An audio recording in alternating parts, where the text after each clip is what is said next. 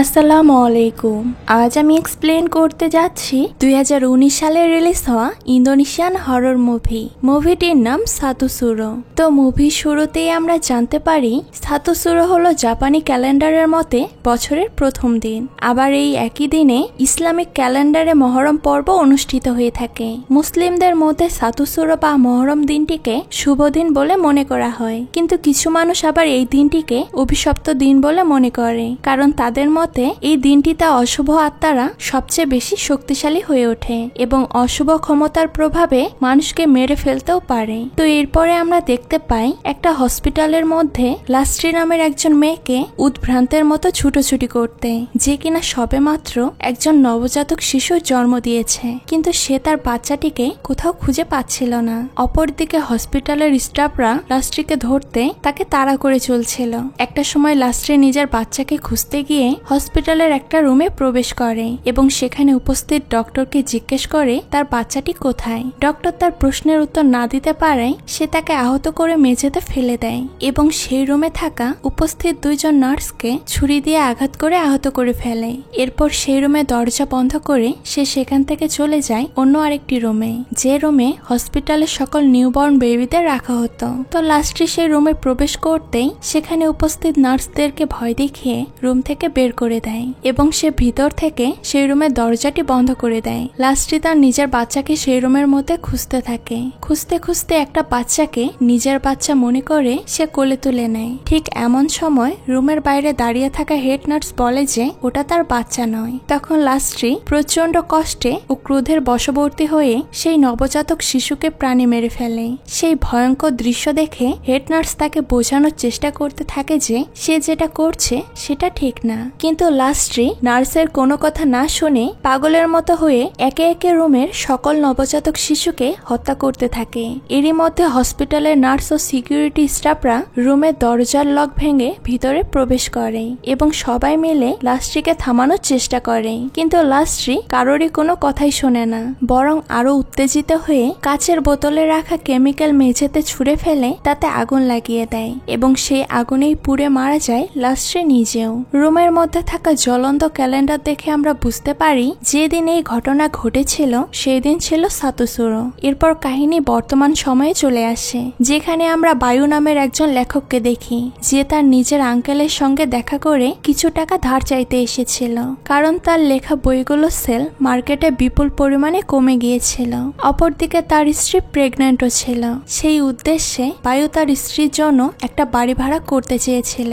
সব কথা শুনে বায়ুর আঙ্কেল বলে, শহরের বাইরে আমার একটা বাগান বাড়ি আছে, তোমরা চাইলে সেখানে থাকতে পারো। তো এরপর তার আঙ্কেল বাড়ির চাবি এবং তাকে কিছু টাকা দেয়, আর সেই টাকাগুলো ফেরত দিতে হবে না বলে তাকে জানায়। বায়ু এতে আনন্দিত হয়ে তার স্ত্রী অ্যাডেন্ডাকে সঙ্গে নিয়ে শহরের বাইরে আঙ্কেলের বাগান বাড়িতে থাকতে চলে যায়। অ্যাডেন্ডা জঙ্গলে ঘেরা গ্রাম্য নিরিবিলি পরিবেশে সুন্দর বড় বাড়ি দেখে খুবই খুশি হয়। এরপর তারা দুজনই মিলে নতুন বাড়িতে তাদের জিনিসপত্র গুছাতে থাকে। এমন সময় বায়ু তার আঙ্কেলের একটা পুরনো ফটো অ্যালবাম খুঁজে পায়, যেখানে আঙ্কেলের বন্ধুদের ছবির মাঝে লাস্ট্রির ছবিও দেখা যায়, যেই মেয়েটি কাহিনী শুরুতে আগুনে পুড়ে আত্মঘাতী হয়েছিল।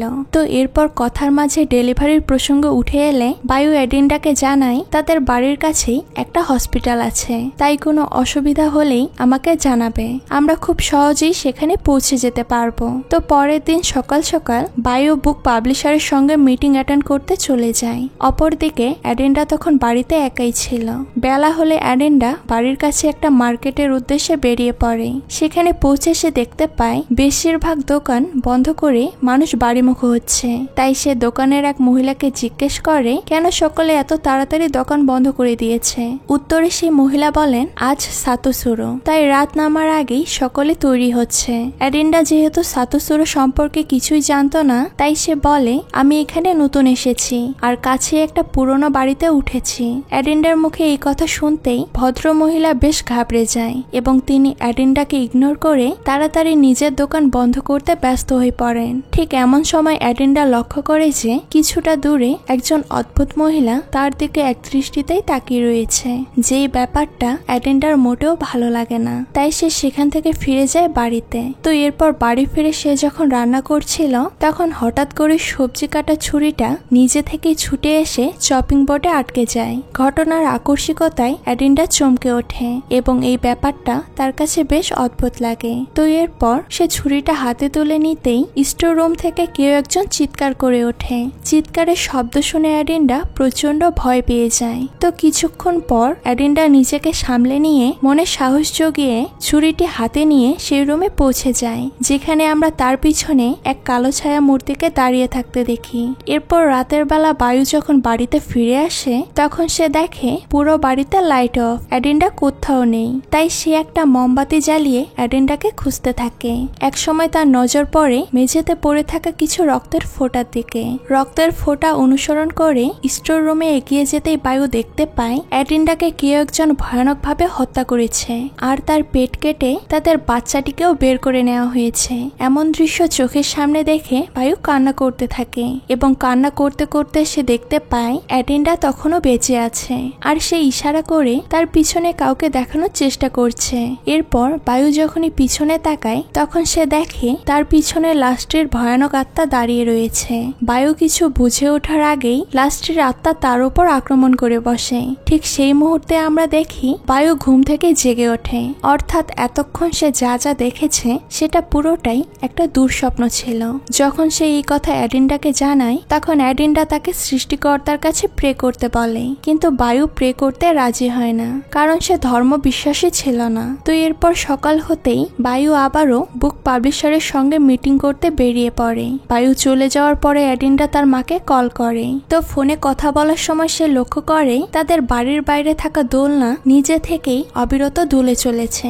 সেই মুহূর্তে তার মা ফোনে জানতে চেয়ে বলে সেখানে সবকিছু ঠিক আছে কিনা। উত্তরে অ্যাডিন্ডা দোলনার ব্যাপারটা উপেক্ষা করে বলে সবকিছু ঠিক আছে। অপরদিকে বায়ু তার পাবলিশারের সঙ্গে কথা বলছিল, যেখানে পাবলিশারের বক্তব্য ছিল তার লেখা বইগুলো আর মার্কেটে বিক্রি হচ্ছে না, সেই জন্য তাকে হরর জোনের উপর বই লিখতে হবে, তবেই তারা লাভবান হতে পারবে। এদিকে অ্যাডিন্ডা তখন বাড়িতে ঘুমোচ্ছিল। হঠাৎ বমি পাওয়ায় তার ঘুম ভেঙে যায়। সে তখন বিছানা ছেড়ে সিনের কাছে এগিয়ে যায়। এরপর বমি করতে গেলে তার মুখের ভেতর থেকে রক্তের সঙ্গে কিছু চুল ও 3টি ধারালো ব্লেড বেরিয়ে আসে। সেই দৃশ্য দেখে অ্যাডিন্ডা প্রচন্ড ভয় পেয়ে যায়। সে কি করবে কিছুই বুঝে উঠতে পারে না। ঠিক সেই মুহূর্তে পুনরায় বমি করতে গেলে তার মুখের ভেতর থেকে বেরিয়ে আসে একটা সদ্য জন্মানো মৃত বাচ্চা। তখনই সে আয়নার কাছে দেখে কালো পোশাক পরনে 3 জন ভয়ঙ্কর আত্মাকে তার পিঠের পিছনে দাঁড়িয়ে থাকতে, যারা তাকে ধরে রেখেছিল। পরক্ষণেই আমরা দেখি অ্যাডিন্ডা ঘুম থেকে জেগে উঠেছে। এর মানে বায়ুর মতো সেও একটা দুঃস্বপ্ন দেখেছিল। তো কিছুক্ষণ পর তার পেটে ব্যথা শুরু হয়। সে তখন বায়ুকে মেসেজ করে জানায় যে তার পেটে ব্যথা করছে। বায়ু অ্যাডিন্ডার মেসেজ পেতেই দ্রুত বাড়িতে ফিরে আসে আর বাসায় এসেই অ্যাডিন্ডাকে নিকটবর্তী হসপিটালে নিয়ে যায়। হসপিটালে উপস্থিত 2 জন নার্স বায়ুর কথা শুনে অ্যাডিন্ডাকে একটা হুইল চেয়ারে বসিয়ে ভিতরে নিয়ে চলে যায়। এদিকে বায়ু হসপিটালের কাউন্টারে দাঁড়িয়ে ফর্ম ফিল আপ করার সময় লক্ষ্য করে দেয়ালে ঝুলানো ঘড়িতে 3:12 হয়েছে, কিন্তু তার হাত ঘড়িতে আসল সময় দেখাচ্ছে 8:15। তখন সে মনে করে হসপিটালের ঘড়িতে কোনো সমস্যা আছে, সেই কারণেই সঠিক সময় দেখাচ্ছে না। সেই কথা ভেবে বায়ু অ্যাডিন্ডার সঙ্গে দেখা করতে ভিতরে চলে যায়। সেখানে পৌঁছালে উপস্থিত ডক্টর বায়ুকে বলে আপনি সঠিক সময়ে আপনার স্ত্রীকে হসপিটালে নিয়ে এসেছেন, কিন্তু আপনার স্ত্রীর ডেলিভারি হতে এখনো 4-5 ঘন্টা বাকি রয়েছে। এই কথা বলে ডক্টর সেখান থেকে চলে যেতেই অ্যাডিন্ডা বায়ুকে বলে ডেলিভারি হয়ে যাওয়ার পর সে আর ওই বাড়িতে ফিরে যেতে চায় না, কারণ সেখানে অদ্ভুত কিছু আছে আর সেই বাড়িতে থাকতে তার ভালো লাগে না। অ্যাডিন্ডার কথা শুনে বায়ু বলে তুমি চিন্তা করো না, আমরা যত দ্রুত সম্ভব ওই বাড়ি ছেড়ে অন্য কোথাও চলে যাব। এরপর বায়ু নিজেদের জিনিসপত্র গোছানোর জন্য বাড়ির উদ্দেশ্যে রওনা হয়। এদিকে তখন হসপিটালে অ্যাডিন্ডা জানালার বাইরে একজন নার্সকে দাঁড়িয়ে থাকতে দেখে, যেই নার্সকে আমরা কাহিনীর শুরুতে দেখেছিলাম। আজ থেকে অনেক বছর আগে এই নার্স লাস্ট্রিকে বুঝিয়ে শান্ত করার চেষ্টা করেছিল। তো এরপর সেখানে একজন ডক্টর এসে উপস্থিত হয়, যাকে লাস্ট্রি প্রথম আঘাত করেছিল। এর থেকে আমরা বুঝতে পারি এটা আসলে সেই হসপিটাল যেখানে সাতোসুরোর দিনে লাস্ট্রি আগুনে পুড়ে আত্মঘাতী হয়েছিল। তো কিছুক্ষণ পর হঠাৎ করেই সেই ডক্টরটি কোনো কারণ ছাড়াই নিজের মাথা দেয়ালের সাথে আঘাত করতে থাকে। কপাল ফেটে রক্ত বের হলে সে রুম থেকে চলে যায়। ঠিক সেই মুহূর্তে মুহূর্তে হসপিটালের বিদ্যুৎও চলে যায়, শুধু কয়েকটা ইমার্জেন্সি লাইট জ্বলতে থাকে। অ্যাডেন্ডা এতে প্রচন্ড ভয় পেয়ে নার্সকে ডাকতে ডাকতে অপারেশন রুম থেকে বেরিয়ে পড়ে, কিন্তু অনেক ডাকাডাকির পরেও সেখানে কোনো নার্সকে আসতে দেখা যায় না। এরপর অ্যাডেন্ডা আরো কিছুটা এগোতেই একটা রুমের ভেতরে দুজন নার্সকে জড়বস্তুর মতো দাঁড়িয়ে থাকতে দেখে এবং সেই রুমে প্রবেশ করে। রুমে প্রবেশ করার সাথে সাথেই হঠাৎ করে রুমের দরজাটি বন্ধ হয়ে যায়। রুমের ভেতরে দেখা যায় আরো একজন নার্সকে, যে ধীরে ধীরে অ্যাডেন্ডার দিকে এগোচ্ছিল। তাকে দেখেই অ্যাডেন্ডা প্রচন্ড ভয়ে নিজের চোখ বন্ধ করে ফেলে। এরপর পুনরায় চোখ খুললে সে নিজেকে খুঁজে পায় রুমের বাইরের লগিতে। অপরদিকে বায়ু নিজের জিনিসপত্র গুছিয়ে যখন হসপিটালের দিকে যাচ্ছিল, তখন সে রাস্তার একপাশে একটা দোকানকে খোলা অবস্থায় দেখতে পায় এবং সেই দোকানের ভিতরে যায় ডিনার করার উদ্দেশ্যে। আর দোকানদারকে জিজ্ঞেস করে আজ সব মানুষ সময়ের পূর্বেই দোকান কেন বন্ধ করে দিয়েছে। উত্তরে দোকানদার বলে আজ সাতোসুরোর রাত, এই রাতে অশুভ আত্মারা সবচেয়ে বেশি শক্তিশালী হয়ে ওঠে, এই জন্য সকলে তাড়াতাড়ি দোকান বন্ধ করে ঘরে ফিরে যাচ্ছে, তাই আপনিও বাড়ি ফিরে যান। এই কথা শুনে বায়ু জানায় তার স্ত্রী পাশের একটা হসপিটালে অ্যাডমিট হয়েছে, কারণ তার আজ ডেলিভারি হবে। তখন দোকানদার তার কথা শুনে বেশ অবাক হয়ে যায় আর বলে এখানে আশেপাশে তো কোনো হসপিটাল নেই, যেই হসপিটালের কথা আপনি বলছেন সেটা তো অনেক আগেই বন্ধ হয়ে গিয়েছে। দোকানদারের মুখে এই কথা শুনে বায়ু হিতাহিত জ্ঞান শূন্য হয়ে যায় এবং সে দোকান ছেড়ে হসপিটালের দিকে গাড়ি নিয়ে চলে যায়। হসপিটালের সামনে পৌঁছাতেই সে চমকে ওঠে আর সে বুঝে যায় দোকানদার তাকে মিথ্যা কথা বলেনি, কারণ যে হসপিটালকে কিছুক্ষণ আগেই সে নতুন অবস্থায় দেখেছিল এখন সেটাই একটা পরিত্যক্ত রূপ ধারণ করেছে। তো এরপর বায়ু টর্চ হাতে করে অ্যাডেন্ডাকে খুঁজতে সেই পরিত্যক্ত হসপিটালের ভেতরে প্রবেশ করে। অপরদিকে তখন অ্যাডেন্ডা সেই পরিত্যক্ত জায়গাটিকে একটা হসপিটাল বলেই মনে করছিল, এর মানে সে তখনও আত্মাদের জগতেই বিচরণ করছিল। এরপর অ্যাডেন্ডা হসপিটালের নার্স ও ডক্টরকে খুঁজতে গেলে সেখানে সে একজন ক্লিনারকে দেখতে পায়, যার ধর থেকে মাথাটা কাটা অবস্থায় ঝুলে পড়েছিল। এমন দৃশ্য চোখের সামনে দেখে অ্যাডেন্ডা প্রচন্ড ভয় পেয়ে চিৎকার করতে থাকে এবং সে দৌড়ে সেখান থেকে কোনো মতে পালিয়ে যায়। অন্যদিকে বায়ু অ্যাডেন্ডার চিৎকারের শব্দ শুনতে পেলেও তাকে দেখতে পায় না। এরপর বায়ু অ্যাডেন্ডার চিৎকারের শব্দকে অনুসরণ করে একটা রুমের মধ্যে পৌঁছে যায়, যেখানে সে একটা দরজার পেছনে আধপোড়া মৃতদেহকে পড়ে থাকতে দেখে। সে দেখে বায়ু সেখান থেকে পালাতে গেলে হঠাৎই তার সামনে সে আধপোড়া মৃতদেহটা এসে দাঁড়িয়ে পড়ে। বায়ু সেখান থেকে কোনো মতে পালিয়ে অন্য একটা রুমের মধ্যে নিজেকে বন্ধ করে নেয়। অন্যদিকে অ্যাডেন্ডা লাস্টের আত্মাকে দেখতে পেয়ে ভয়ে পালাতে থাকে। এক সময় সে পালাতে পালাতে একটা মর্গে ঢুকে যায় আর সেখানে তার হাত লেগে একটা কাচের গ্লাস মেঝেতে পড়ে ভেঙে যায়। তৎক্ষণাৎ কাচ ভাঙার শব্দ শুনতে পেয়ে রুমের মধ্যে থাকা সকল মৃত দেহগুলো জেগে ওঠে। অ্যাডেন্ডা এমন দৃশ্য দেখে দ্রুত সেখান থেকে পালিয়ে যায়। এরপর সে লাস্টটিকে দেখতে পায়। লাস্টটি তার আনবর্ন বেবির সঙ্গে কথা বলছিল। অ্যাডেন্ডা যখন লাস্টটির কাছে এগিয়ে যায় তখন সে একজন ভয়ঙ্কর রূপ ধারণ করে অ্যাডেন্ডাকে ভয় দেখাতে থাকে। অ্যাডেন্ডা এতে ভয় পেয়ে মেঝেতে পড়ে যায় আর লাস্টটি অ্যাডেন্ডার পেটে থাকা বাচ্চাটিকে মারার জন্য অ্যাডেন্ডার পেটে হাত স্পর্শ করতেই সে চোখের সামনে অতীতে ঘটে যাওয়া কিছু দৃশ্য দেখতে পায়, যেখানে সে দেখে কায়াকো নামের এক সংগঠন যারা শয়তানের পূজা করত, তাদের কিছু সদস্যরা ডক্টরদের সঙ্গে মিলে তার বাচ্চার উপর কালো জাদু করছিল। তারা চেয়েছিল শয়তানকে লাস্টের বাচ্চার শরীরে প্রবেশ করাতে, কিন্তু তাতে তারা সফল হতে পারেনি, কারণ পূর্বেই লাস্টের বাচ্চা মারা গিয়েছিল। এরপর হসপিটালের কিছু অশুভ আত্মারা মিলে অ্যাডেন্ডাকে ডেলিভারি করানোর জন্য নিয়ে যায়। অপরদিকে বায়ু সেই আধপোড়া মৃতদেহটার হাত থেকে নিজেকে বাঁচাতে রুমের ভাঙ্গা ছাদের অংশ দিয়ে পালাতে গেলে অন্য আরেকটা রুমের মধ্যে পড়ে জ্ঞান হারিয়ে ফেলে। সেই সময় সে একটা স্বপ্ন দেখে, যেখানে তার বাবা তাকে বলছিল, তোমার জন্মের সময় আমি এক কায়াকো গোষ্ঠীকে কথা দিয়েছিলাম তোমাকে তাদের হাতে তুলে দিব, কিন্তু তোমার শারীরিক দুর্বলতার কারণে সেটা সম্ভব হয়নি। তখন সেই কায়াকো গোষ্ঠীর লোকেরা বলেছিল, যদি আমার পরিবারে আবারও কোনো সন্তানের জন্ম হয় তাহলে তারা তাকে কেড়ে নিবে। ঠিক সেই মুহূর্তে বায়ু জ্ঞান ফিরে পেয়ে অ্যাডেন্ডার চিৎকারের শব্দ শুনতে পায়।